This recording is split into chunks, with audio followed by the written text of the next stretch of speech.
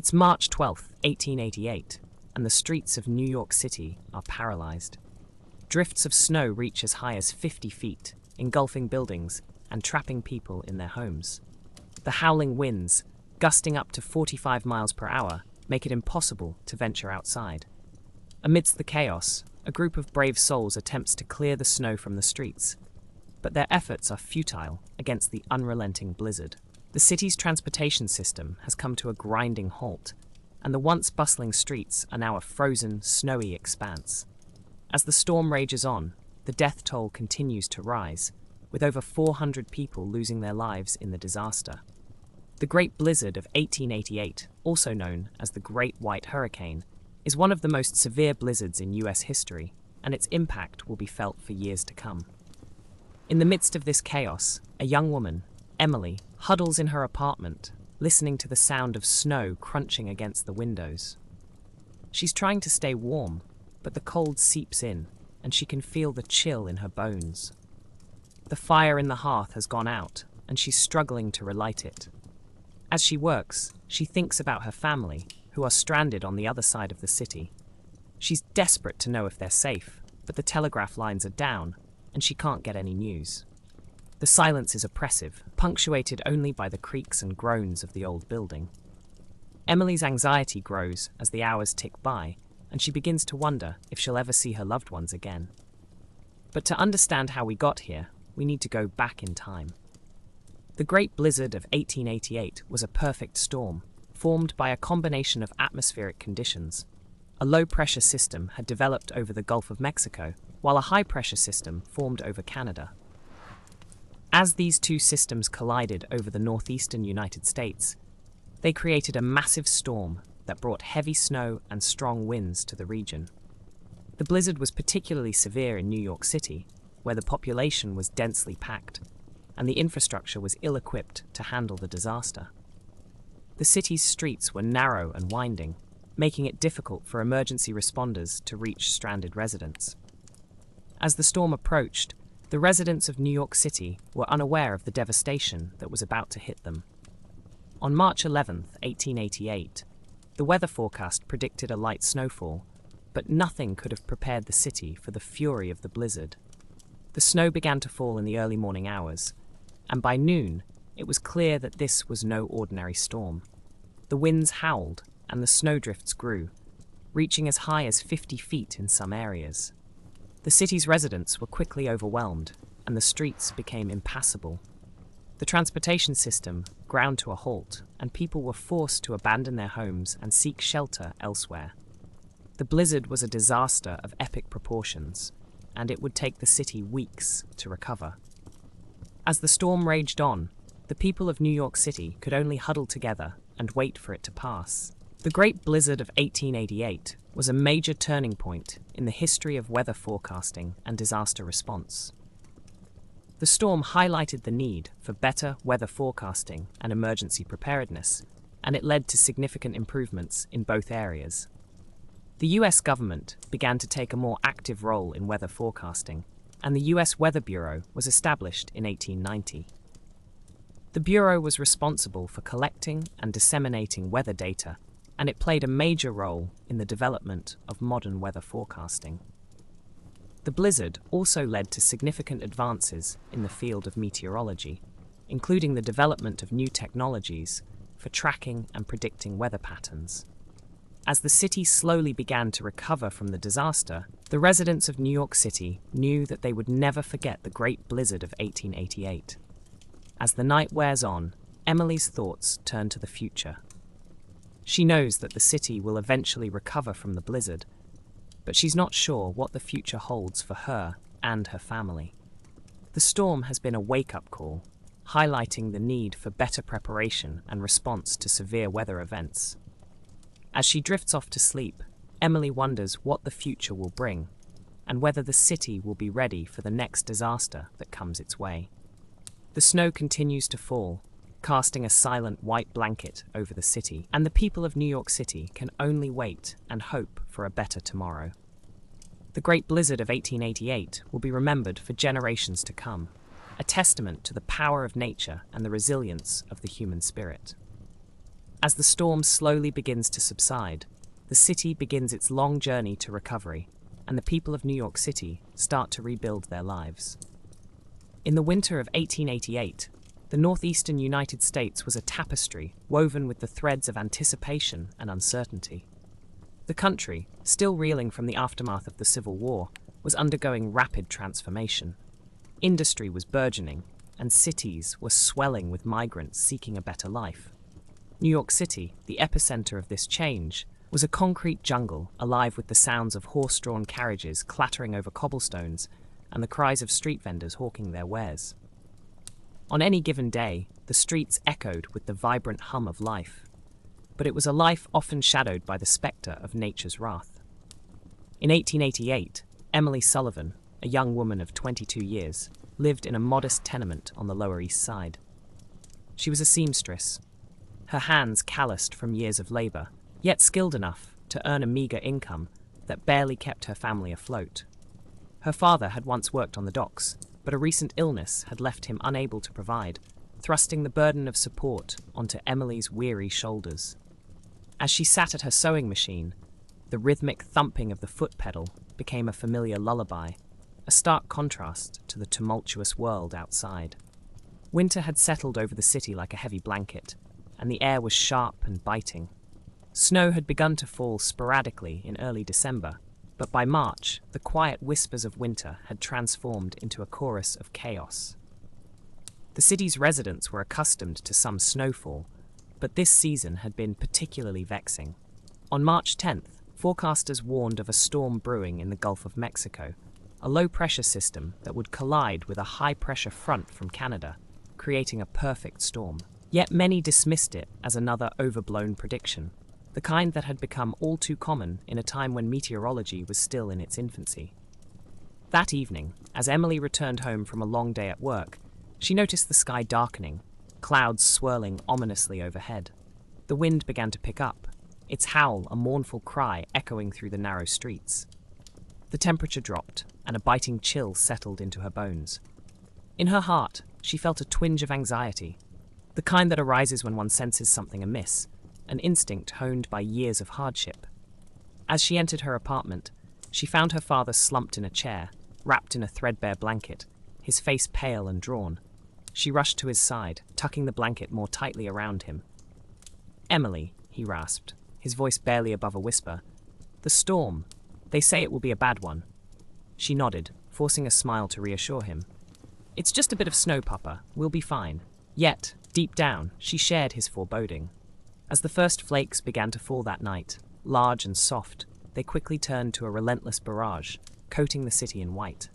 The streets transformed into a silent, drifting sea, swallowing the familiar bustle of life. In her small apartment, Emily sat beside her father, the flickering candle casting shadows on the walls. Outside, the wind howled, and the world seemed to shrink into a cocoon of frost. Meanwhile, across the city, the bustling heart of New York was pulsating with energy. The merchants on Wall Street were busy trading stocks and commodities, their voices raised in fervor over the price of steel and the latest shipments of grain. In the back alleys, tenement dwellers huddled around makeshift fires, sharing stories of their struggles and dreams of a better future. The city thrummed with ambition, yet beneath the surface lay a tension that was palpable, a fear of the unknown, of forces beyond human control. As the storm intensified on March 12th, the relentless wind whipped through the city, reaching gusts of up to 45 miles per hour. People braved the elements, convinced they could withstand the fury of the blizzard. In the affluent neighborhoods, families gathered in their opulent parlors, sipping hot tea and sharing laughter, oblivious to the catastrophe unfolding just blocks away. Yet in the tenements, the reality was starkly different. Emily could hear the cries of children as mothers scolded them to stay away from the windows, the fear of the storm palpable in their voices. News of the storm spread quickly. In the taverns and shops, patrons exchanged worried whispers. The newspapers, still fresh from their morning print runs, began to report the chaos. The Great Blizzard of 1888, they would come to call it, a title that would echo through history as a testament to nature's power. But on that fateful day, the term was just a whisper, a harbinger of the catastrophe that lay ahead. By the morning of March 13th, the blizzard had transformed New York into an unrecognizable landscape. Snowdrifts piled high, some reaching as much as 50 feet, blocking doors and burying carriages. The once bustling avenues fell silent, save for the mournful cry of the wind. The city had ground to a halt, and Emily could only watch helplessly as the storm raged on. On that same day, in the offices of the newly formed U.S. Weather Bureau, meteorologists were scrambling to understand the storm's unprecedented magnitude. Established just a few years earlier in 1890, the Bureau was still in its infancy, struggling with the limitations of technology and communication. They had predicted a storm but were unprepared for the chaos that ensued. Cables crackled with urgent messages, scientists feverishly trying to piece together the atmospheric puzzle that had led to this disaster. Their tools were rudimentary at best. They relied heavily on barometers and rudimentary observations. In the frantic environment of the Bureau, a young meteorologist named William Ferrell stood at the center of the growing panic. He was known for his keen insights into weather patterns, yet even he could not predict the storm's ferocity. "This is unlike anything we've ever experienced," he muttered to his colleagues, his brow furrowed in concentration. It was a moment that would change the course of meteorology in America, a turning point that would lead to significant advancements in the science of weather prediction. Back in the city, as the storm raged, Emily's thoughts turned to her family. She could hear the wind battering against the walls of their tenement, the sound a constant reminder of their vulnerability. With each gust, she felt the walls of her world shaking, her fears tightening around her like a vice.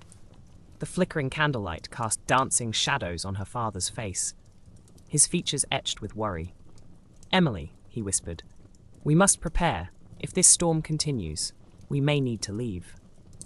The thought of abandoning their home filled her with dread. The streets were already treacherous, and the thought of venturing out into the storm made her stomach turn. "We can't leave, Papa. We have nowhere to go." But as the hours dragged on, the snow piled higher, and the air filled with the sharp scent of ice and despair. The city's resilience was being tested in ways few could have imagined. Schools and businesses were closed, and communication lines were severed. The isolation became suffocating, each passing moment amplifying the fear that gripped the heart of the city.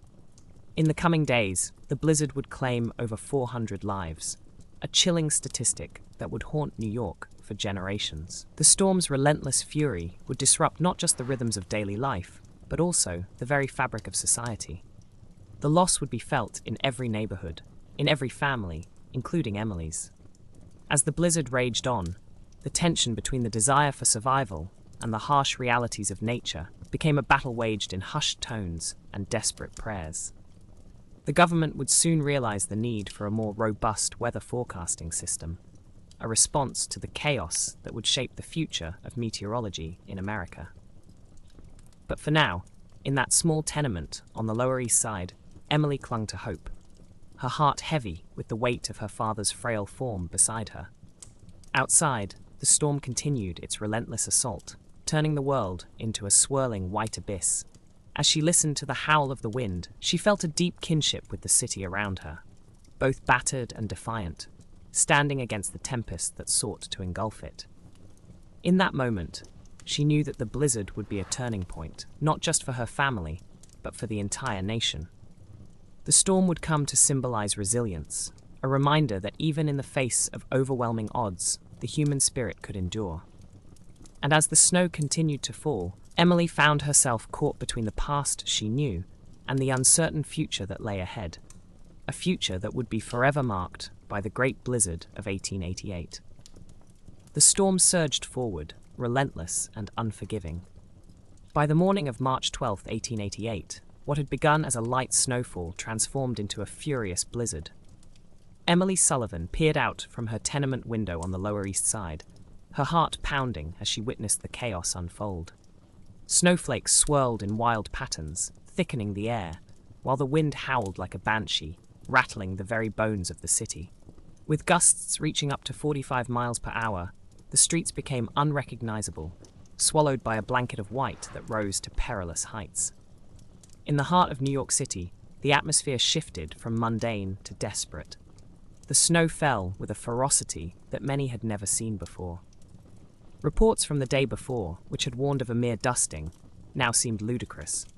People who had ventured outside were soon trapped, their footsteps lost beneath the accumulating drifts.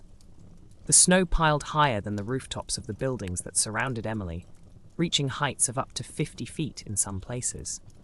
On that fateful morning, panic began to spread like wildfire through the streets.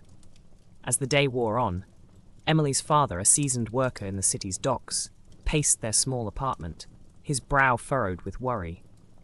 He spoke of the dock workers who had been caught out in the storm, unable to return home. "They should have known better," he muttered, his voice heavy with concern. "But we've had storms before. We've always made it through." Yet there was a different energy in the air now, a foreboding sense that this storm was unlike anything they had faced. Outside, the cacophony of the blizzard drowned out the usual city sounds.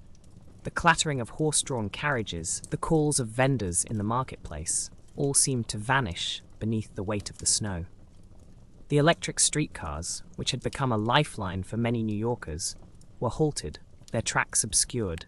Businesses shuttered their doors, and the vibrancy of the city was replaced by an eerie silence, punctuated only by the howling wind and the occasional muffled cry for help. Emily huddled closer to her father, the warmth of their shared body heat providing small comfort against the bitter cold. She glanced at the clock on the wall, its hands ticking away the moments that felt like hours. The realities of their situation began to settle in. They were trapped. The fear that had lingered at the edges of her mind now consumed her thoughts. "What if we run out of food?" she whispered, her voice barely rising above the storm's fury. Her father turned to her, his eyes filled with a mix of determination and fear. "We'll manage, Em." "We always do," he assured her, though uncertainty danced behind his words. He had seen hard times before, but this felt different. Outside, the city was engulfed, and as the blizzard raged on, the death toll began to rise. Reports would later indicate that over 400 lives were lost in the wake of this storm. Yet, in that moment, it was a number too vast for Emily to comprehend. As night fell, the city plunged into darkness. The flickering gas lamps struggled against the onslaught of snow, their light fighting to penetrate the thickening veil of white. Emily and her father huddled together under a quilt, the fabric worn thin from years of use, yet still holding the warmth of their shared memories. Around them, the world felt as if it had been transformed into a ghostly landscape, a realm where normalcy had been erased. In the days that followed, the blizzard grew in intensity, a relentless force that brought New York City to its knees.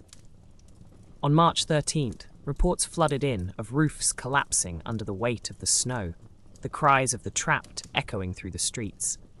Buildings that had once stood tall and proud became mere shadows of their former selves, their structures buckling under the pressure.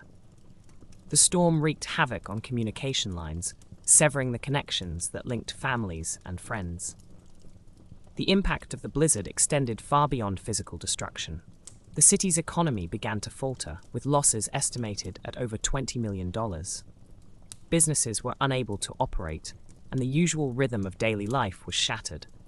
People who had relied on their daily wages found themselves in dire straits, struggling to provide for their families as the storm raged on. As the days passed, Emily's fear transformed into something more visceral. The isolation she felt in their darkened apartment deepened, accentuated by the absence of the outside world. The blizzard had become a living entity, a monster that had swallowed the city whole. Each gust of wind felt like a reminder of their vulnerability, of the thin veneer of civilization that could be stripped away in an instant. But within that darkness, flickers of resilience began to emerge. Neighbors, once strangers in the crowded tenements, came together, sharing food and supplies as they navigated the new realities of survival. Emily's father joined them, his strong voice rallying those who had once kept to themselves. "We can't let this storm break us," he declared, his words echoing through the gathering. "We'll dig ourselves out, together." In the aftermath of the blizzard, as the snow began to settle and the winds finally died down, the true extent of the damage emerged. March 14th, the day the storm subsided, marked a turning point, revealing a city transformed.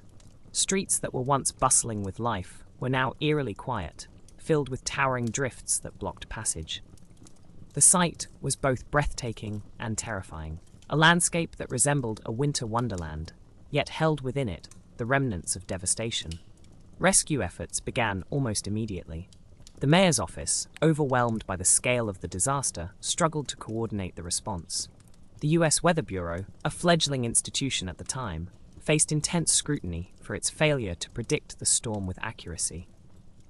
The blizzard was a wake-up call, a stark reminder of the vulnerabilities faced by a rapidly urbanizing nation. As the government began to take a more active role in weather forecasting, the need for better communication and preparation became clear. The storm catalyzed the establishment of more organized disaster response systems, changing the landscape of meteorology in the United States. Ideas about the power of nature and the necessity of understanding its forces began to spread, reshaping the public's perception of weather forecasting. Emily watched as the city slowly emerged from its snowbound state, the streets gradually cleared by teams of workers and volunteers. The spirit of community that had blossomed during the blizzard remained, a testament to the resilience of those who had weathered the storm together. Families ventured out into the streets, surveying the remnants of their home, and the shared experience forged bonds that would last long after the snow had melted. The Great Blizzard of 1888 had become more than just a weather event. It was a defining moment in the history of New York City and the nation. It brought forth a new awareness of the need for preparation for systems that could withstand the forces of nature. As the city rebuilt, the lessons learned from this catastrophic storm would resonate for decades to come. In Emily's heart, a flicker of hope began to take root. She had witnessed the worst of humanity, the despair, the loss, but she also saw the unwavering strength that emerged in the face of adversity. The blizzard had tested them, pushed them to their limits, yet it had also revealed the depths of their resilience. As the last remnants of the storm faded into memory, Emily found herself reflecting on the extraordinary power of nature and the equally extraordinary power of community. The world outside her window was no longer just a place of chaos. It had transformed into a canvas of stories, each snowdrift a testament to the trials endured and the triumphs achieved. In the years that followed, the Great Blizzard of 1888 would be remembered not only for its destruction, but for the awakening it inspired. The city, once paralyzed by fear, began to embrace a new ethos of preparedness. The lessons learned would pave the way for future generations, a legacy born from the heart of a storm that had changed everything. As the final whispers of the blizzard settled into the annals of history, Emily closed her eyes, allowing the warmth of new beginnings to envelop her. The storm had come and gone, but the spirit of resilience would endure, echoing through the streets of New York City long after the last flake of snow had melted away. The storm intensified on the evening of March 12, 1888. Snow fell relentlessly, blanketing New York City and burying the streets beneath an unyielding weight. Emily Sullivan, huddled in her small apartment on the Lower East Side, felt the cold seep through the walls, chilling her bones. Her father, once a strong figure of comfort, now seemed diminished, his worry etched deep into his weathered face. The radio in the corner crackled with intermittent updates, warning of the storm's severity, but their only connection to the outside world was the flickering light of a single oil lamp. As darkness enveloped the city, the wind howled like a lost spirit, gusting at a terrifying 45 miles per hour. Outside, the snowdrifts climbed higher, swallowing street signs and storefronts whole. A few of the braver souls who had ventured out earlier were now trapped, their cries muffled by the blizzard's fury. Emily's heart raced as she imagined her neighbors, the old woman next door who had taken her in when she was sick, or the children from the flat above, their laughter now silenced by the storm. "Father, what if we run out of food?" she whispered, the fear creeping into her voice. The pantry was stocked with a few meager supplies, a bag of flour, some rice, and a tin of beans that had been set aside for emergencies. But as the hours stretched on, those supplies seemed to dwindle in her mind, transforming from sustenance to mere tokens of hope. "We must be brave, Emily," her father replied, his voice strained yet steady. "The storm will pass. It is just a matter of time." He looked toward the window, the glass obscured by a thick layer of swirling snow. "We have enough for a few days. We just need to hold on." But as night deepened, the weight of the storm pressed down on them like a heavy pall. The sound of the wind intensified, punctuated by the ominous creaks of their building, struggling against the storm's might. Emily could hear the faint sounds of calamity from the streets below. The crash of a roof collapsing under the weight of the snow, the distant wail of a siren swallowed by the storm. By the morning of March 13th, the city was unrecognizable. Snowdrifts reached upwards of 50 feet in some areas, completely transforming the urban landscape into a vast, white desert. The streets were rendered impassable, and the once bustling thoroughfares of New York lay silent, save for the occasional thud of snow falling from rooftops. The blizzard had turned the city into a ghost town, leaving over 400 lives lost in its wake, buried beneath the very elements that had once been a part of their daily lives. Emily and her father peered out the window, the world beyond their glass, a swirling chaos of white. She could hardly see anything but the vague outlines of buildings, their edges softened by the snow. She shivered, not just from the cold, but from the realization that they were utterly isolated.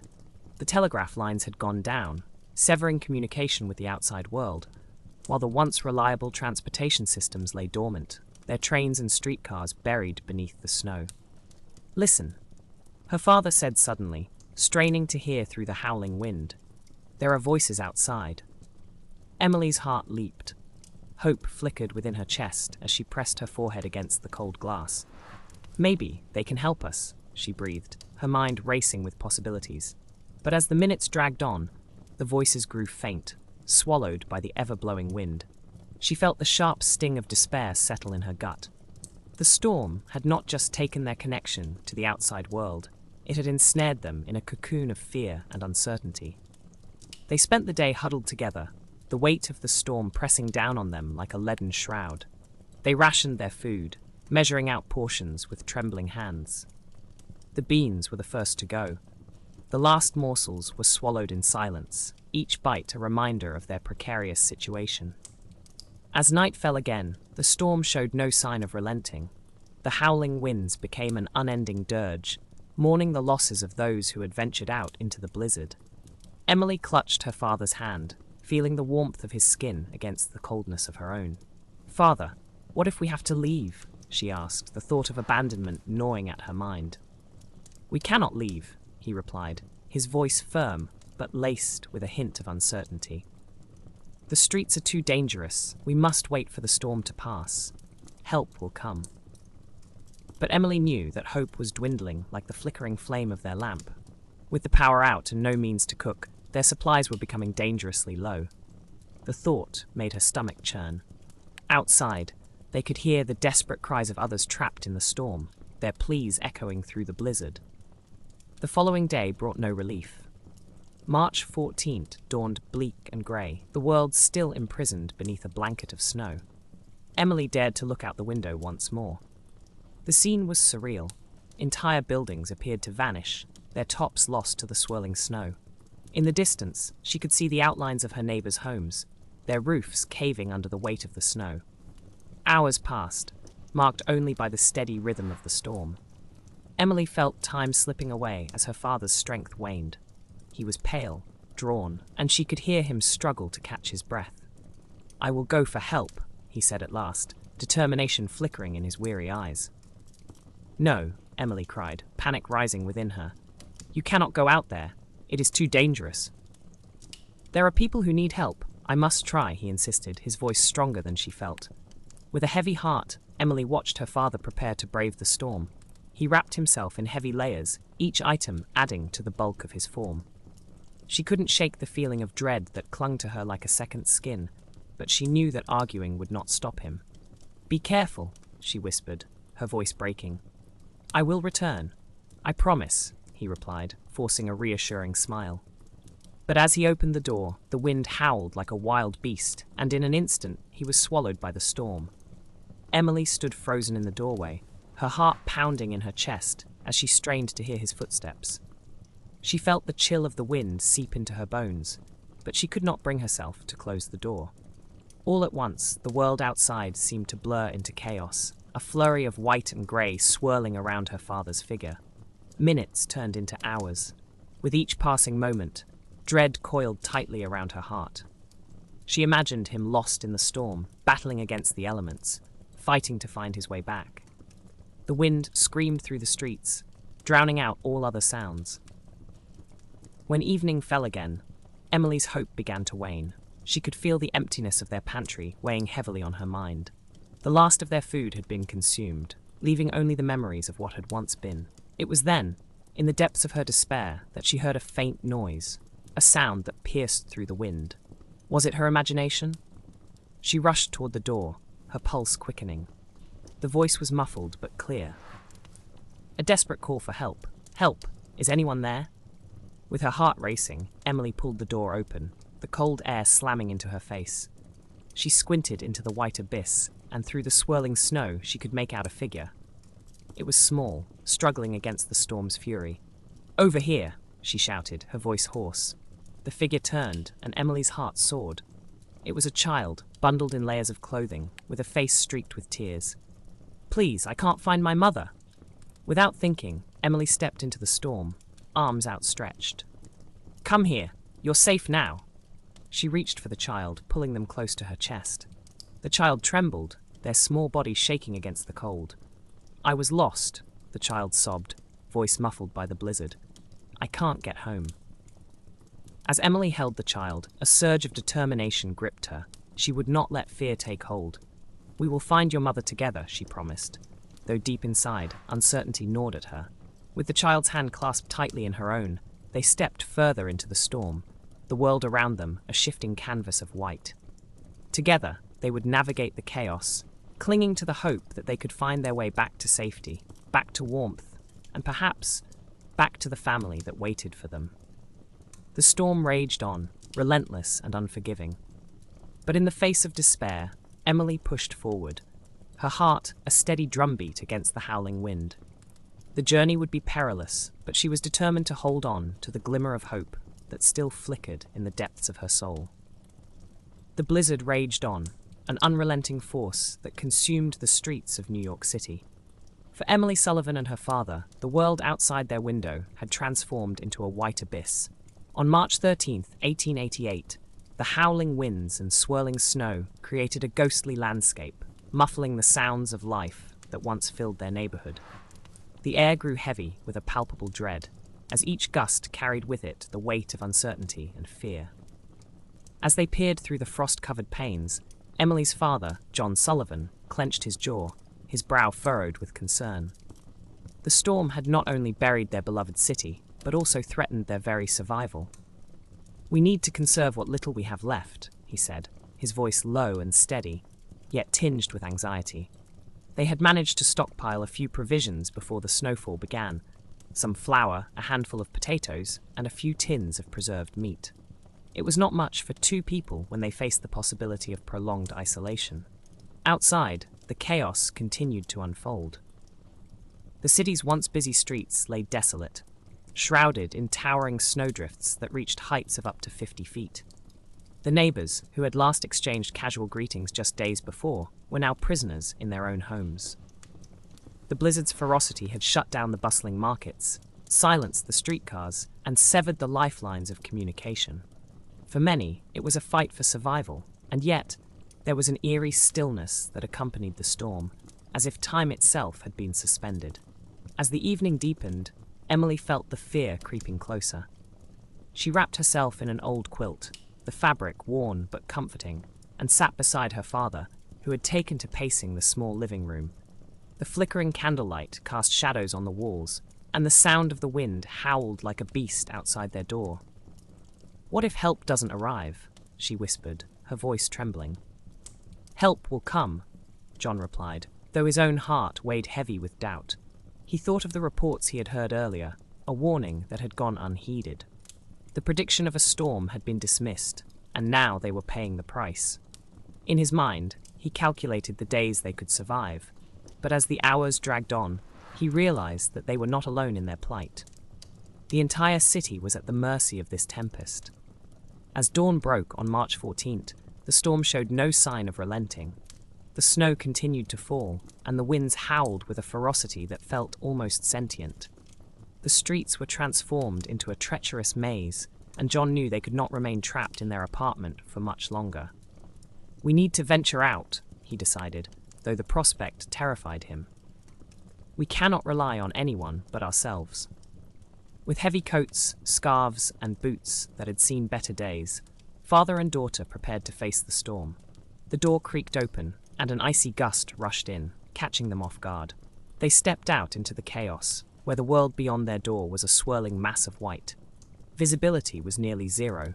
The wind stung their faces like 1,000 needles.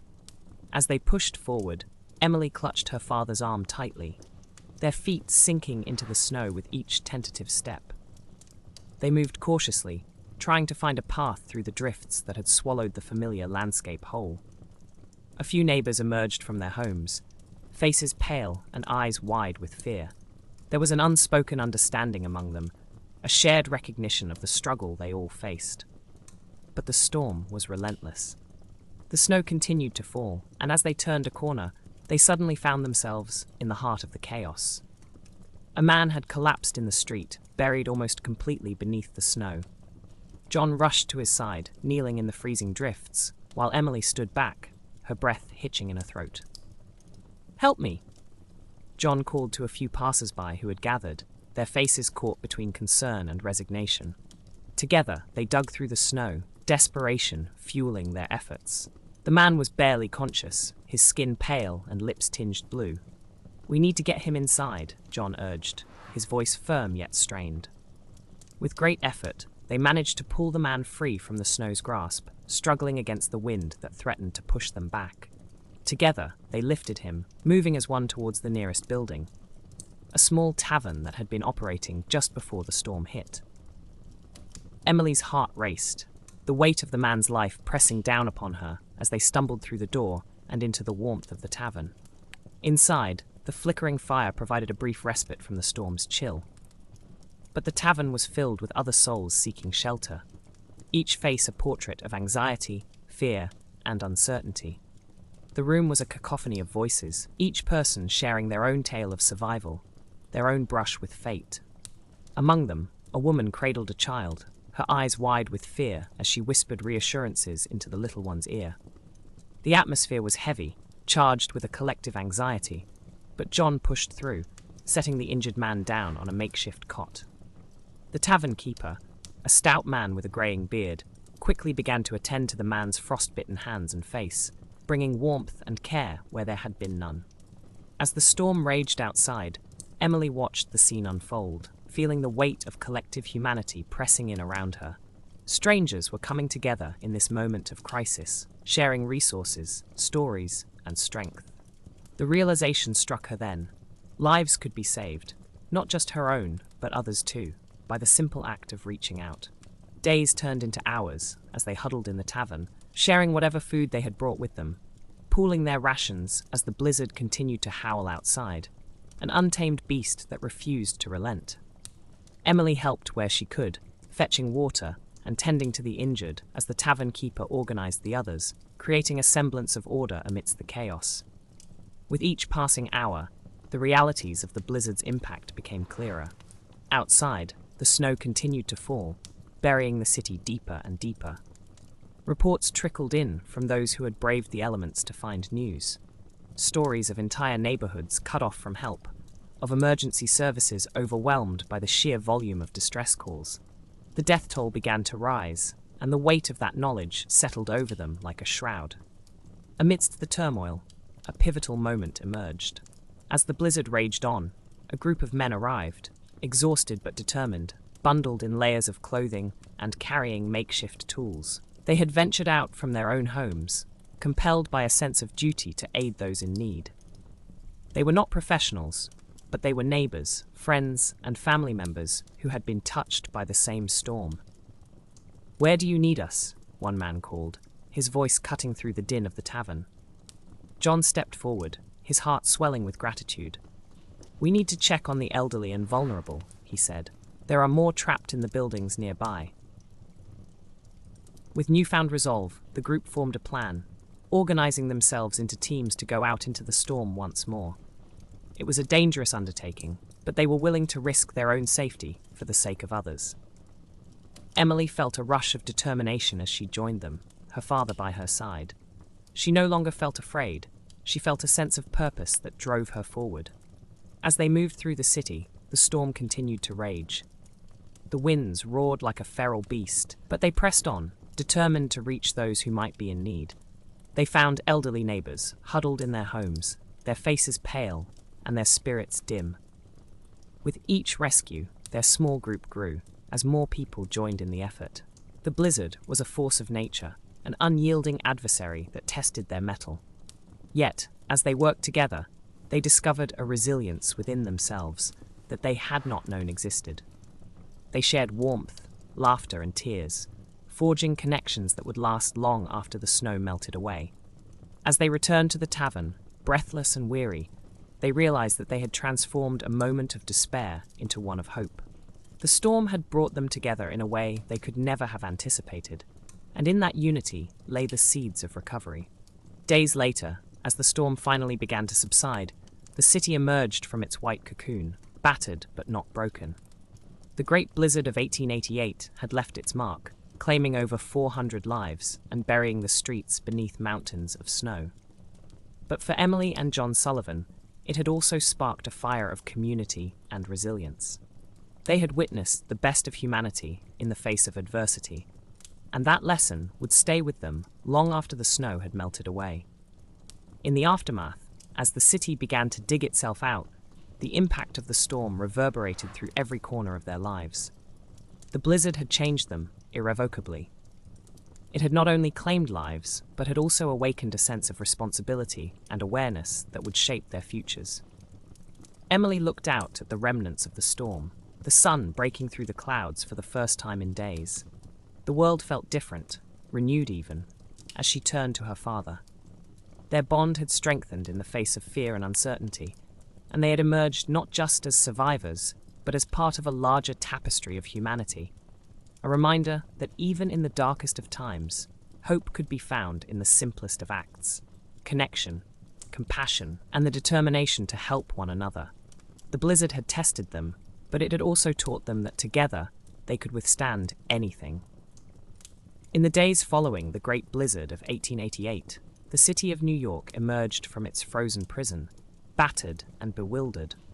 The storm had raged from March 11th to 14th, leaving behind a landscape transformed into a ghostly white, where tenement buildings and shops were buried under mountains of snow.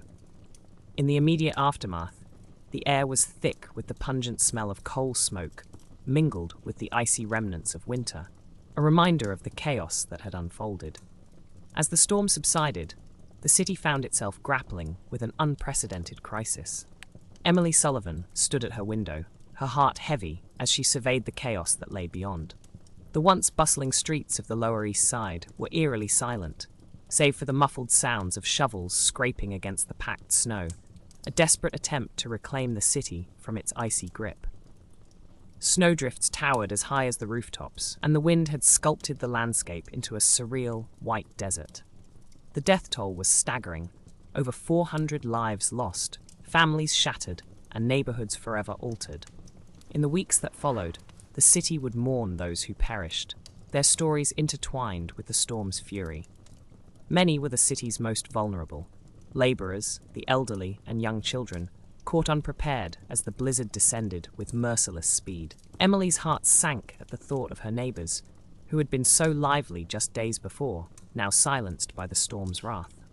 In the days after the blizzard, the Sullivans found themselves not only mourning, but also struggling to survive. The usual rhythm of life had been upturned, and the chaos of the streets echoed in their small apartment. Provisions were scarce, and the anxiety of running out of food gnawed at Emily's stomach. Her father, John Sullivan, ventured out into the remnants of the storm, bundled in layers of clothing that barely protected him from the biting cold. He joined a small crowd of men, shoveling pathways through the snow, trying to reach the market where supplies had dwindled to almost nothing. On March 15th, as the sun broke through the clouds for the first time in days, its rays illuminated a city in shock. The streets, still lined with towering drifts, bore witness to the remnants of human struggle. Broken roofs sagged under the weight of the snow, and storefronts were crushed, their windows shattered. The once familiar sounds of horses clattering along cobblestone streets were replaced by the laborious shoveling of snow and the occasional call of a rescue worker searching for those still trapped in the debris. The blizzard had also severed communication lines, isolating families and friends from one another. Telegraph wires lay tangled and broken, while the city's telephone lines were silent, leaving people to rely on whatever news they could glean from the few newspapers that managed to publish. The New York Times reported on March 16th that business is at a standstill, as public transport had been rendered nearly non-existent. The story of the storm was told in fragments, each report revealing the grim reality of loss and destruction. As the days turned into weeks, the city began to emerge from its stupor. Streets once buried in snow were slowly cleared, and the resilience of the people became evident. The municipal government, shaken by the scale of the disaster, began to take action. The aftermath of the blizzard prompted significant changes in city infrastructure. A new sewer system was proposed, one that could better handle heavy snow and rain, alongside a more efficient apparatus for snow removal. Citizens gathered in town halls, voices raised in unison, demanding better preparation for future storms. Emily and her father, along with their neighbors, began to rebuild their lives amidst the wreckage. The community came together, sharing what little they had. They held small gatherings in their homes, offering what comfort they could to those who had lost loved ones. The grief was palpable. Emily felt it in the hushed conversations and the tear-streaked faces of her friends. The storm had taken so much, but it had also ignited a spirit of solidarity among those who remained. In the weeks that followed, the city would see the emergence of new technologies in weather forecasting. The tragedy of the Great Blizzard of 1888 served as a catalyst for change and discussions surrounding the establishment of the U.S. stamp. Weather Bureau began to take shape. Meteorologists and scientists, inspired by the storm's sheer power, sought to develop a more accurate system for predicting weather patterns. The lessons learned from the blizzard would not be forgotten. They would forge a path toward modern meteorology. On the streets, as spring began to gently nudge winter aside, Emily witnessed life slowly returning to her neighborhood. Children, bundled in mismatched clothing, played in the remnants of the snow, their laughter a testament to resilience. Families who had huddled in fear just weeks before now gathered to share meals, recounting stories of survival. The air was filled with the scent of fresh bread and coal fires, a comforting reminder that life persisted even in the face of tragedy. Yet amidst this resilience, the scars of the storm remained. Buildings had to be rebuilt, lives restored. The city was forever altered, not just in its infrastructure, but in its spirit. Emily often found herself reflecting on those harrowing days, the fear and uncertainty that had gripped her family. The lessons of the blizzard lingered like the winter chill, a reminder that nature could be both beautiful and terrifying. The local newspapers chronicled the aftermath, detailing the destruction and the efforts to recover. The New York Times reported that over $20 million in damages had been incurred, a staggering sum that highlighted the blizzard's economic impact. The storm had disrupted commerce, leaving many businesses struggling to recover. It was a harsh reality that weighed heavily on the minds of the city's leaders, who understood that the path to recovery would be long and fraught with challenges. As summer approached, the city began to heal. Construction crews worked tirelessly to repair the damage done by the storm, and the sound of hammers and saws replaced the eerie silence that had followed in the blizzard's wake. Emily found solace in the rhythm of life returning to normal.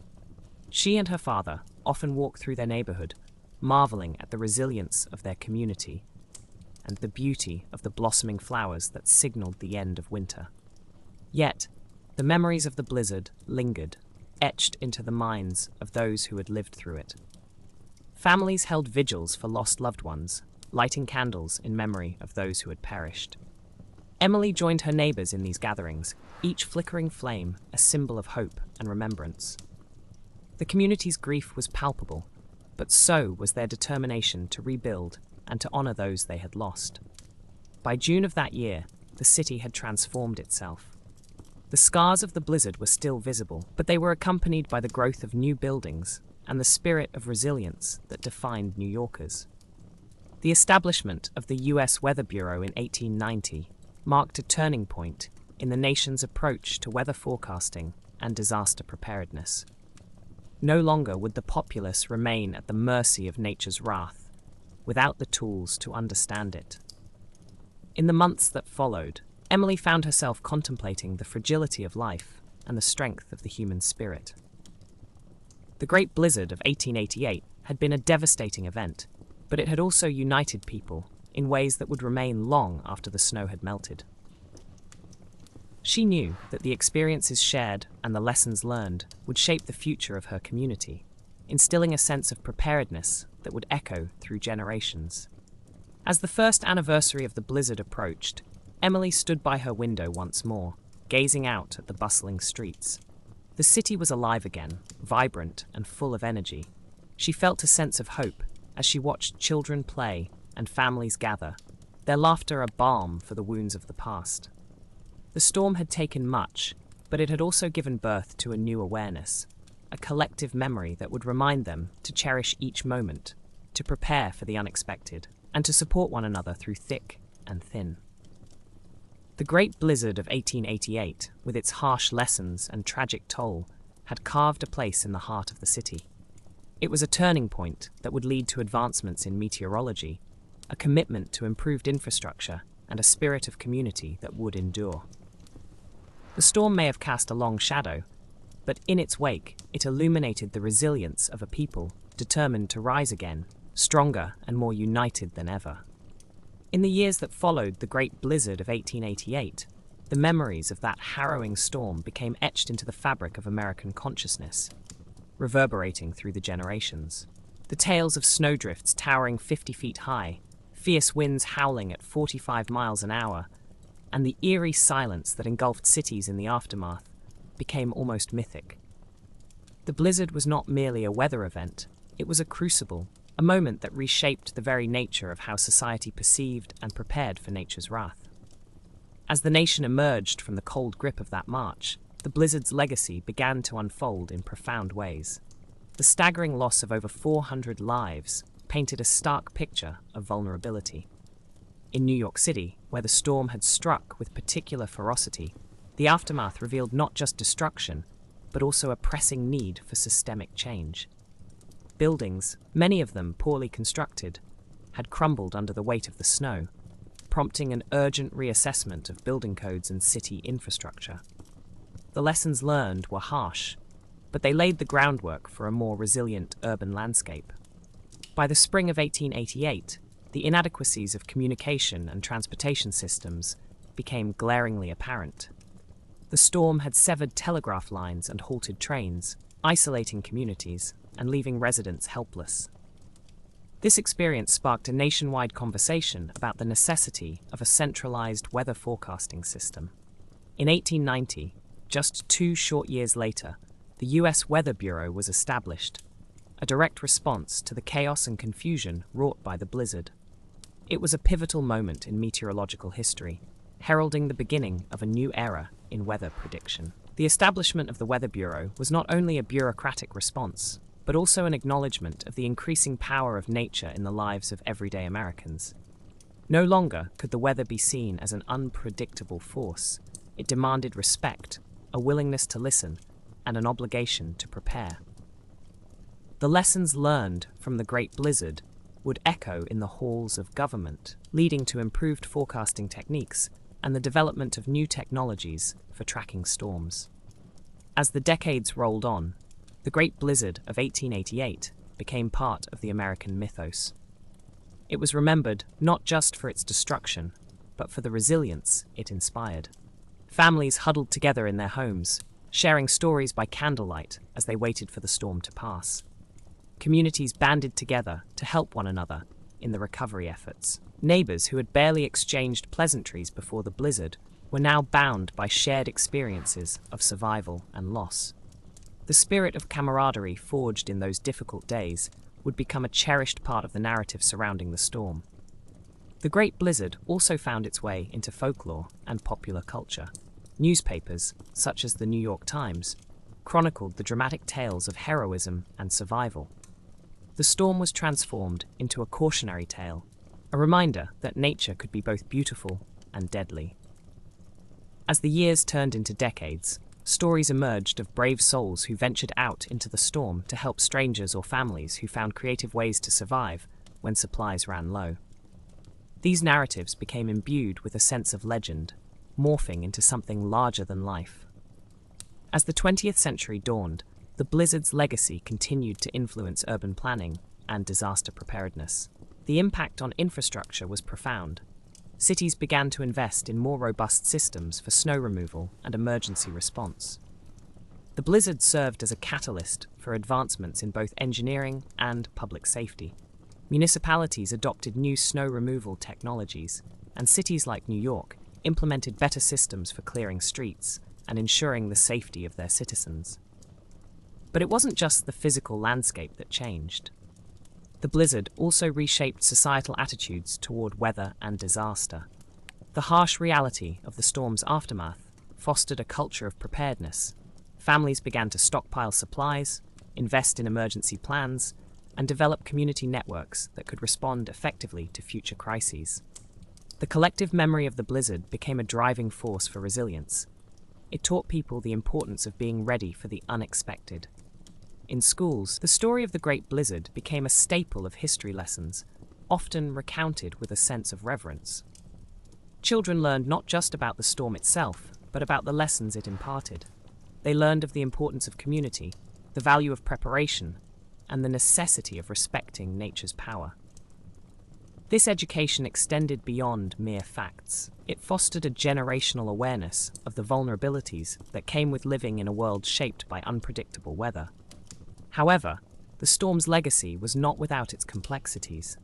Over time, the narrative surrounding the blizzard became idealized, often glossing over the sheer terror and chaos it brought. The romanticized notion of a community coming together in the face of adversity sometimes overshadowed the grim reality of loss and suffering. The stories of those who perished were sometimes reduced to mere statistics, the human cost of the storm fading into a footnote in the larger narrative. As the 21st century approached, the lessons of the Great Blizzard of 1888 seemed more relevant than ever. With climate change reshaping weather patterns, the importance of accurate forecasting and disaster preparedness took on new urgency. The storm served as a reminder of the unpredictability of nature, a lesson that resonated deeply amid growing concerns about extreme weather events. Today, as we reflect on the legacy of the Great Blizzard, we find ourselves standing at a crossroads. The memories of that fierce March storm continue to inform our understanding of meteorology and disaster response. The blizzard was a turning point, illuminating the vulnerabilities of society while also showcasing the resilience of the human spirit. Yet, as we remember, we must also recognize the challenges that remain. The legacy of the blizzard is not just about the improvements it spurred, but also about the ongoing need for vigilance and preparedness. The storm was a testament to the power of nature, a force that can disrupt lives in an instant, and it serves as a poignant reminder that the fight against its whims is far from over. In the collective memory of the Great Blizzard of 1888, we find a blend of fear and hope, tragedy and resilience. The stories of Emily Sullivan and her father, along with countless others who weathered that storm, remind us of our capacity to endure. Their struggles become intertwined with the historical narrative, their voices echoing through time, reminding us of the human experience in the face of nature's fury. As we drift into the quiet of night and let our thoughts wander through the annals of history, we are reminded that even in the darkest moments, when the world outside is engulfed in snow and silence, there lies a glimmer of hope. The legacy of the Great Blizzard teaches us that from the depths of despair, we can rise, adapt, and build a future that honors the past.